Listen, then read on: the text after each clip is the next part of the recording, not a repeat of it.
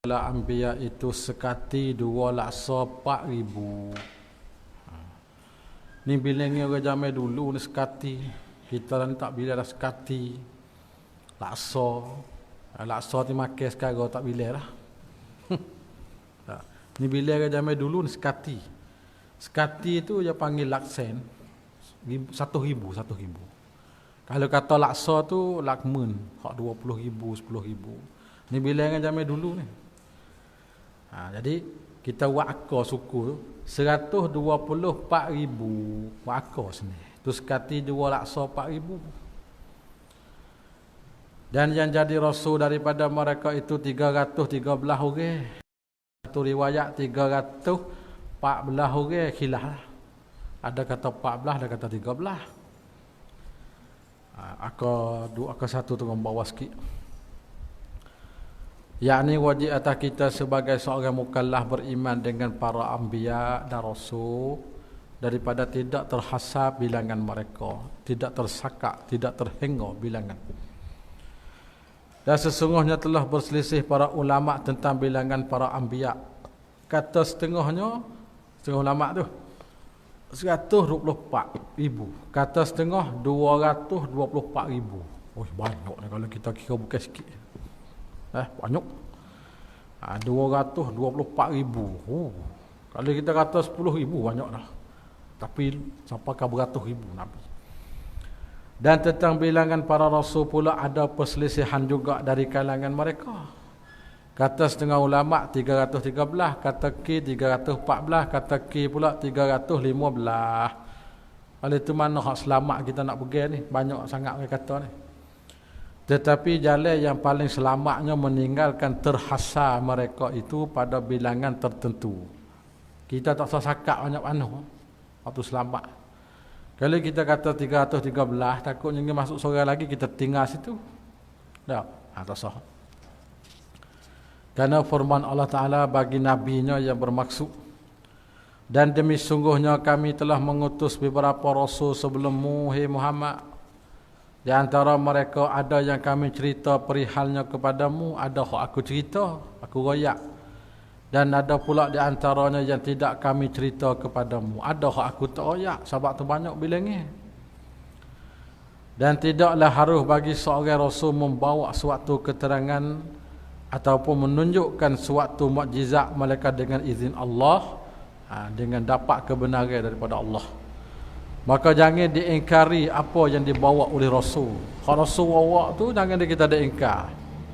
Karena apabila datang perintah Allah, menimpakan azab, diputuskan hukum dengan adil. Dan pada saat itu rugilah orang-orang yang berpegang kepada perkara yang salah. Adapun dalil menunjuk bahawa bilangan Rasul 313. Mana dalil dia? Ada dalil. Ialah hadis yang diriwayat oleh Hakim dalam kitab Mustadrak daripada Abi Umamah anna rajulan qala ya Rasulullah kam kanatir rusul faqal 313. Bahawa seorang lelaki kata kepada Rasulullah, wahai Rasulullah, berapakah bilangan rasul itu? Beliau bersabda bilangan rasul-rasul itu 313 orang. Ini hak sabit dengan hadis Hakim. Adapun dalil yang menunjuk atas bilangan para anbiya itu, duk kata 100,000, 124,000 dah. Maka iaitulah hadis anna nabi suila an adadihim qala mi'atu alfin wa arba'atun wa isruna alfan wa fi riwayah mi'ata alfin wa arba'atun wa isruna alfan. Ditanyakan baginda Rasulullah pada bilangan mereka itu, beliau menjawab 124,000 orang. Ataupun satu riwayat selagi 224,000 orang. Ada ni disebutlah kitab Musnad Imam Ahmad. Khawarij sebutlah kitab Musnad. Lagu itulah lafaz dia. Para rasul ulul azmi. Dan yang afdal daripada sekalian nabi-nabi itu hak lebih sekali lah nabi kita Muhammad sallallahu alaihi wasallam. Ada khilaf ulama. Dan yang mengiringi nabi kita Nabi Ibrahim nombor 2. Dan yang mengiringi Nabi Ibrahim Nabi Musa alaihissalam. Dan mengiringi Nabi Musa Nabi Isa akhir sekali, dan mengiringi Nabi Isa Nabi Nuh alaihissalam. Lima-lima ni dikatakan ulul azmi. Maka yang lima ini dinamai ulul azmi. Apa makna ulul azmi? Nanti kita baca lagi, baca habis atas. Dan yang lain daripada yang lima ini, setengah mereka itu afdalnya pada setengah, tak sama. Tetapi tidak ditentukan malaikat yang lima ini juga. Lima ni lah hak ta'yinnya. Akan satu, ulul azmi itu ialah segala rasul yang menanggung kesabaran dan kesusahan. Orang yang pikir susah banyak, wallah banyak. Kesusahan berdakwah agama pada umatnya. Maka seafdal makhluk atas jalan umum yang melengkapi bagi alam ulwi dan alam sufli, alam sebelah atas, alam sebelah bawah, daripada manusia dan jin dan malaikat, dunia dan akhirat. Hak lebih sekali alal itlaq lah, ialah Nabi kita Muhammad sallallahu alaihi wasallam. Alaihi hak tu lebih sekali. Kemudian Nabi Ibrahim, kemudian Nabi Musa, kemudian Nabi Isa, kemudian Nabi Nuh. Disebut dalam kitab Aunul Murid Syarah Jahrah Tauhid, 2 jilid kitab ni. Tabaq Darul Basaid, ulama Suriah buat. 2 jilid comel, Syarah Jahrah yang paling luas di antaranya ni, Aunul Murid nama kitab dia. Bahawa penghulu kita Muhammad itu seafdal makhluk atas jalan itlaq. Sebutlah kitab lah. Kemudian Nabi Ibrahim, kemudian Nabi Musa, kemudian Nabi Isa, kemudian Nabi Nuh alaihi salam. Mereka itulah dinamakan ulul azmi. Kemudian sekalian rasul-rasul, kemudian para anbiya, dan mereka itu berlebih kurang mereka itu pada bagian antara mereka itu di sisi Allah. Ya, tak samalah. Kemudian Jibril, kemudian Mikail, kemudian yang baki pada ketua-ketua malaikat. Israfil, Israil. Kemudian yang awam daripada manusia seperti Abu Bakar. Tapi kalau kira kita ada awam dah tu. Bila kata awam lagi, Umar, Utsman, Ali. Kemudian yang awam daripada malaikat. Naik ke atas. Bermula sekalian kitab-kitab yang turun daripada langit itu 104 buah kitab. Semua hak turun daripada langit, Al-Kutubus Samawiyah, semua 104 buah kitab. Diturunkan atas Nabi Syis alaihi salam 50 kitab. Kita baca dulu. Diturun atas Nabi Idris 30 kitab. Kitab dengan mana suhuf lah. Bukan kitab sebuah dak, suhuf. Satu la, dua la tu panggil suhuf. Dan diturun atas Nabi Ibrahim 10 kitab. Dan diturun atas Nabi Musa alaihi salam dulu daripada Taurat 10 kitab. Dan dinamakan sekaliannya itu suhuf. Dia panggil suhuf. Jadi 100 suhuf semua. Lepas tu campur dengan 4 buah kitab. Yang akan sebut depan tu lah. Akan satu tunggu di bawah. Dikandaki dengan kitab-kitab pada syarak ialah kalamullah yang ada padanya hidayah dan nur. Itu kalamullah pada kitab itu. Yang Allah Ta'ala wahyukan kepada rasul-rasulnya. Bukan Nabi kita seorang, rasul-rasul dia. Supaya ia menyampaikan kepada manusia. Supaya mereka beramal dengan dia, maka menyebabkan mereka dapat kebahagiaan dunia dan akhirat kelak. Bila beramal dengan isikan dengan kitab Quran ataupun kitab-kitab yang lain lagi. Apabila disebutkan kitab-kitab, tentu melengkapi semua suhuf-suhuf. Ini maksud sendirilah. Dan luh-luh yang Allah Ta'ala turunkan atas para rasulnya, supaya mereka menyampaikan kepada manusia dengan mana-mana lurah sekalipun diturunkan. Tak kira lah bahasa apa, lurah mana, dan bila masa pun, dan di mana tempat pun. Tetapi mengikut ulama' apabila diitlaq lafaz kutub tertentu terkena di atas kitab-kitab 4 buah. Itu itlaq ulama tu. Bila kata kitab 4 buah, iaitu Zabur, Taurat, Injil, Furqan, dan kita akan sebut depan insya-Allah lagi. Dan diitlaqkan suhuf di atas barang lain pada 4 buah kitab tu, 4 buah kitab tadi. Kalau pada 4 buah panggil suhuf belaka. Yang diturunkan atas rasul-rasul juga. Habis kata. Wajib beriman dengan kutubus samawiyah, makna kitab yang diturunkan dari langit. Beriman kepada kitab-kitab yang turun dari langit, yang diturunkan atas rasul-rasul itu adalah di antara fardu-fardu agama dan satu rukun daripada rukun-rukunnya rukun agama, dan asal daripada usulnya usul agama. Sesiapa yang kufur dengan kitab-kitab langit semua secara ijmal ataupun kufur dengan salah satunya daripada apa yang Allah sebut dalam Quran, maka sungguh ia telah keluar pada agama. Na'udzubillah. Makna orang tak beriman sebuah kitab pun tak boleh lah. Dan ia jadi orang yang ingkar dan murtad. Tidak ada baginya dalam Islam mana-mana habuan pun.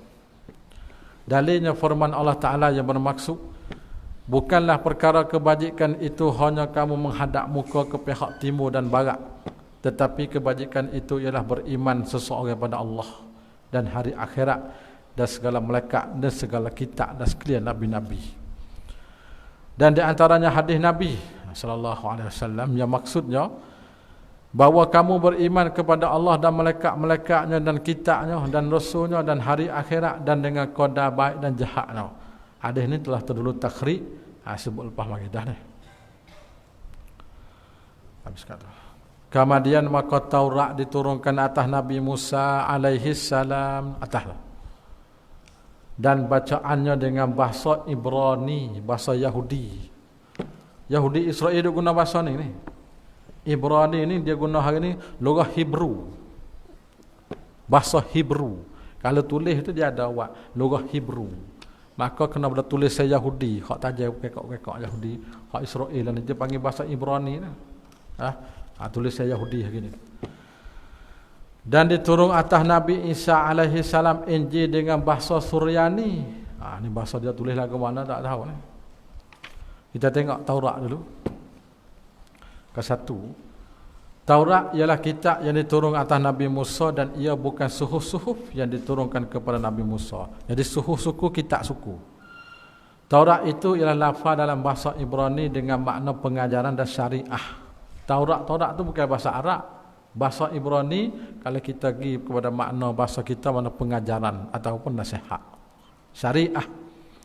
Firman Allah Ta'ala yang maksudnya Alif Lam Mim, Allah tidak Tuhan yang berhak disembah melainkan Dia, yang tetap hidup, yang kekal selama-lamanya, mentadbirkan sekalian makhluk.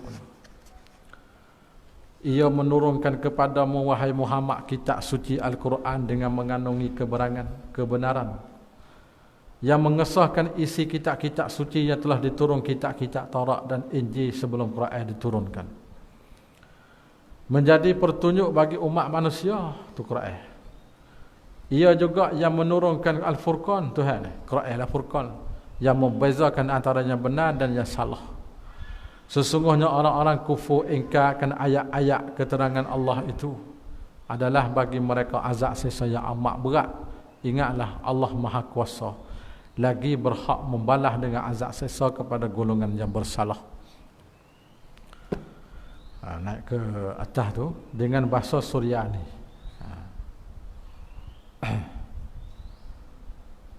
Tapi tak. Taurat yang telah diturun atas Nabi Musa itu telah diubah oleh ulama-ulama Yahudi. Begitu juga kitab Injil sama. Kitab Taurat pun sudah diubah oleh ulama Yahudi. Kitab Injil pun sama juga diubah daripada asal.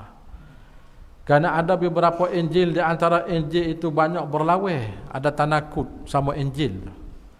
Di sini kita sebut secara ringkas Injil-Injil, iaitu 5 Injil. Lepas tu kita lihat kitab lain lagi lah.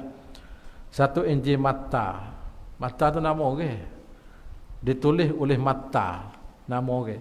Ia Matta ni adalah salah seorang murid 12 bagi Al-Masih, bagi Nabi Isa. Orang Masihi namakan mereka itu Rasul. Dan tatkala dikembali Al-Masih kepada Allah, maka Matta bermula berdakwah agama Masih dan mati ia pada tahun 70 miladi. 70 miladi maknanya hampir 2000 tahun lah, tak sampai lagi. Di Habasyah, mati di Afrika, di Ethiopia. Dan satu riwayat ditikam hingga mati pada tahun 62 miladi. Yang kedua Injil Markus. baca Markus. Penulisnya bukan menulis, penulis kitab tu kena pergi. Penulisnya Markus, orang juga tulis. Namanya Yohanna, digelarkan Markus, asalnya Yahudi. Ia awal-awal pemeluk agama Masih, mula Yahudi lepas tu masuk Kristian. Ia di antara 7 orang yang turun Nabi Isa kepada mereka selepas diangkatnya ke langit. Di antara mengikut etikad mereka lah. Dan beliau di antara murid yang sentiasa bersama dengan Barnabas. Barnabas tu kita akan sebut bawah lagi. Dan beliau terbunuh di atas tangan penyembah-penyembah berhala pada tahun 52 miladi. Itu sebagai latar belakang sikit sebanyak. Yang ketiga, Injil Luka. Luka tu nama orang, iaitu bagi Luka. Mana Injil yang dituliskan, Luka juga tulis. Dilahirkan dia di Antakia. Belajar ya ilmu kedoktoran. Dia juga di Baktib Habomo. Bukannya Yahudi, dan dia orang yang bersama dengan Bulus di dalam berdakwah kepada agama Masih. Bulus ni macam sebuah penderi lah. Bulus. Yang keempat ni Injil Yohanna. Ini Injil sebahaya-bahaya dari Injil yang lain, kerana mengandungi dengan secara nyata dengan ketuhanan Masih dan taslih. Jelas kata Nabi Musa Tuhan. Itu panggil bahaya sekali Injil ni. Injil Barnabas. Penulisnya Barnabas, nama orang. Ia adalah dari Kodis Masihi. Mana ketua folk Kristian lah. Injil ini kebanyakannya sama dengan perkara yang disebut dalam Quran. Jadi kebanyakan nak sama. Sebab dia tak pakai Injil Barnabas ni, dia pakai hak mubah oleh hak canggah ke Quran. Jadi untuk kalau kita nak penjelasan dalam kitab Muhadarat fi Nasraniyah bagi Imam Abu Zahrah, dibuka tengok sana. Dan kitab-kitab Muqaranatul Adyan tu banyak lagi pembahasan dia. Nak ke atas. Dan diturunkan atas Nabi Daud alaihi salam Zabur dengan bahasa Kibti. Dan diturunkan atas Nabi kita Muhammad Quran dengan bahasa Arab. Tengok bawah Zabur. Zabur ni ialah kitab yang Allah Ta'ala turun atas Rasulnya Daud alaihi salam. Zabur itu lafaz Suryani dengan makna Alkitab. Lafaz Suryani itu. Dan jamaknya Zubur. Zabur ini ialah kalamullah yang ada padanya segala doa dan zikir-zikir azkar dan mau'izah dan hikmat-hikmat. Dan tidak ada pada Zabur ini hukum ahkam syariah. Ya, hukum tak ada. Ada hikmat, zikir, miyah, Asluddin wal Iman bagi Dr. Ma'mun Hamus. Atau dibuka dekat sana sebagai marajek. Dan wajib pula atas bukanlah bahawa ia i'tikad bahawasanya sekalian malaikat itu daripada hamba Allah yang dimuliakan dia akan malaikat. Dan terpelihara sekaliannya pada segala maksiat. Malaikat tak buat benda jahat. Lagi yang kita tidak dapat melihatkan dia dengan mata-mata kita. Dan tidak juga kita dapat dengan akal fikiran kita. Maka mesti atas kita bahawa tidak mensifatkan malaikat dengan sifat yang telah waris daripada Rasulullah. Hak Nabi royak tak apa, kata malaikat Jibril dah sayang 900, hak tu Nabi royak. Sama ada demikian itu dengan jalan Quran ataupun dengan jalan hadis yang sahih mutawatir. Dan tidak harus kita mensifat mereka itu daripada kita sendiri. Kita nak royak dengan fikiran kita tak boleh malaikat. Tanpa bersandar kepada dalil-dalil. Itu bukan kita akidah Islamiah. Kedua, tidak berlaku maksiat pada mereka itu dosa kecil ataupun dosa besar. Tak ada berlaku. Firman Allah Ta'ala yang maksudnya, ingatlah segala yang ada di langit dan di bumi adalah milik kepunyaan Allah juga. Dan mereka yang ada sisinya tidak membesarkan diri dan tidak enggan daripada ibadat pada Allah. Dan tidak pula mereka merasa penat dan letih. Mereka bertasbih dan ibadat malam dan siang dengan tidak berhenti-henti. Itu ibadat malaikat. Rakaat-rakaat, sujud-sujud.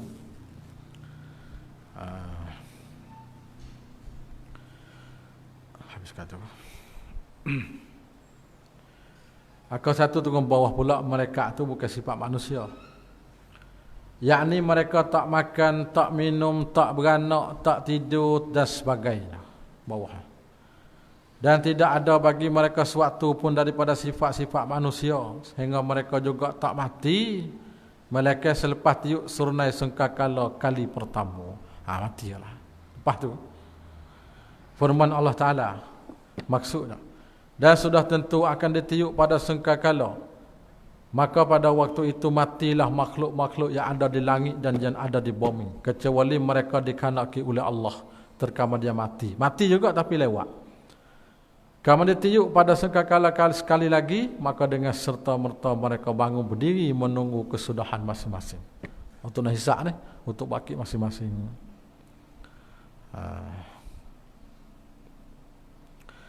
Dan sungguhnya Allah Ta'ala telah mencela dan mencaci orang-orang kafir yang bersifat malaikat dengan perempuan. Orang kafir yang tidak kata malaikat betina.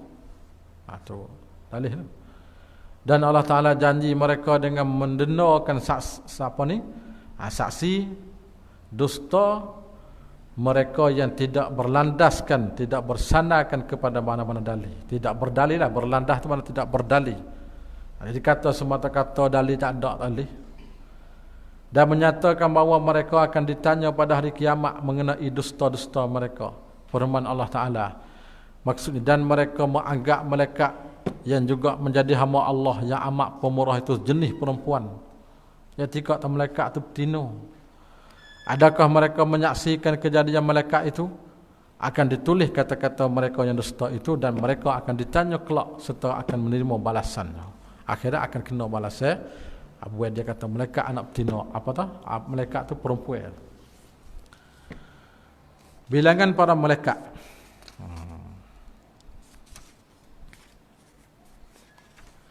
Dan tidak diketahuikan banyak malaikat Allah Ta'ala. Kita tak tahu malaikat banyak nak Tuhan. Nah, kita tak tahu, Allah Ta'ala juga yang tahu. Yakni bilangan malaikat itu tidak mengetahuikan dia malaikat Allah juga. Tetapi telah warid di dalam hadis menunjuk bahawa mereka itu adalah makhluk yang berjumlah besar, yang jumlah yang banyak tu besar. Sebagaimana isyarat dengan firman Allah Ta'ala, wa ma ya'lamu junuda rabbika illahu, dan tidak yang mengetahui tentera Tuhanmu melainkan dialah Allah Ta'ala sahaja. Kalau anda tak siapa tahu. Dan di antara hadis-hadis ialah sabda Nabi, sesungguhnya aku nampak apa yang kamu tak nampak. Nabi nampak, kita tak nampak. Dan aku dengar apa yang kamu tak dengar. Aku dengar, kamu tak dengar. Dan berbunyi langit, dan berhak bagi langit bahawa ia berbunyi. Tidak ada padanya satu tempat 4 jari, melainkan pada hal ada malaikat meletak dahinya dalam keadaan sujud pada Allah Ta'ala. Allah, tempat sepik ke dapat jari ni ada malaikat belakang. Maknanya malaikat tu banyak, bukan sikit malaikat. Malaikat tu ramai. Dan setengah daripada mereka itu Jibril, Mikail, Israfil, Izrail. Pak, tu fak lapis tua-tua. Lapis tua. Tugas dia ke apa? Tugas Jibril ke satu ialah membawa wahyu daripada Allah. Maka dia lah yang menurunkan wahyu kepada Nabi-Nabi dan Rasul. Bukan Nabi kita saja, Nabi lain pun dia juga hijau turun wahyu. Firman Allah Ta'ala, sesungguhnya Al-Quran yang di antara isinya kisah-kisah tersebut adalah diturunkan oleh Allah Tuhan sekalian alam.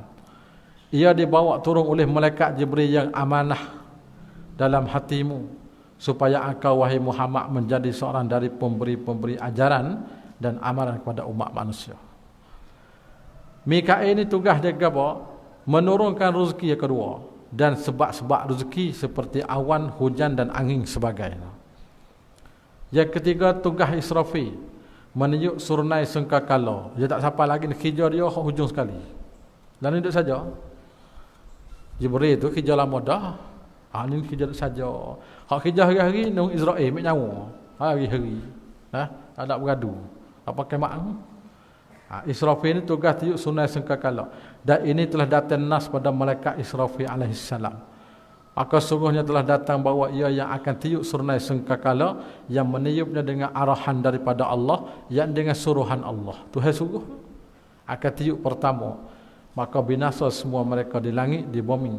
Malaikat mereka Allah Ta'ala maha nak dikecewakan dia. Ada gitu, hai kan nak mati ada juga. Karena Allah Ta'ala yang memiliki mencabut nyawa-nyawa mereka dengan kudrat. Kemudian menunjuk pula kali kedua untuk dibangkit kepada hidup pula selesai mati. Firman Allah Ta'ala. Dan sesudah tentu akan ditiup pada segala, maka pada waktu itu matilah makhluk-makhluk yang ada di langit dan yang ada di bumi, kecuali siapa yang dikehendaki oleh Allah. Terkama dia mati. Kemudian ditiup pada segala sekali lagi, maka dengan serta merta mereka bangun berdiri menunggu kesudahan masing-masing. Israel pula. Kita habis mata dulu. Dan sekalian yang empat ini kepala-kepala segala malaikat, dan mereka itu terlebih afdal. Israel ini khija tugas dia apa? Nanti dia, khija dia mengambil nyawa hari-hari. Bukan dia seorang anak buah dia tu. Dia sebagai ketua ya. Dan adakah bertanggungjawab atas demikian itu seorang malaikat sahajakah ataupun beberapa malaikat? Khija ambil nyawa. Telah datang dalam Quran bahawa malakul maut itu lebih banyak daripada seorang malaikat. Bukan seorang, ramai. Firman Allah Ta'ala. Dan dialah yang berkuasa atas sekalian hamba-Nya. Dan ia mengutus kepada kamu pengawal-pengawal, malaikat yang menjaga dan menulis segala yang kamu lakukan. Sehingga apabila sampai ajal maut kepada salah seorang antara kamu, lalu diambil nyawa oleh utusan kami, malaikat. Sedang mereka pula malaikat itu tidak cuai dalam menjalankan tugasnya. Dia bukan memang, dia turut patuh nguti, dia tak cuai dah. Tu khija malaikat.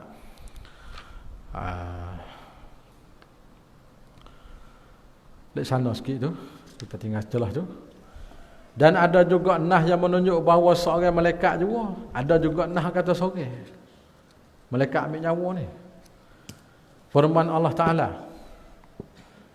Dan mereka yang kafir itu berkata, adakah apabila kami telah hilang lenyap dalam tanah, kami pula akan hidup semula dalam bentuk kejadian baru?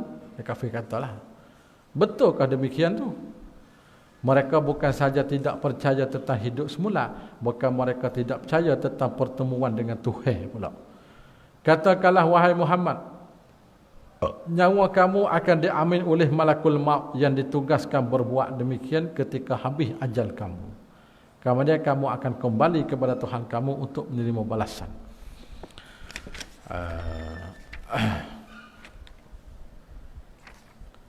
Habis kata tu. InsyaAllah kita sebaca lepas maghrib pula lah.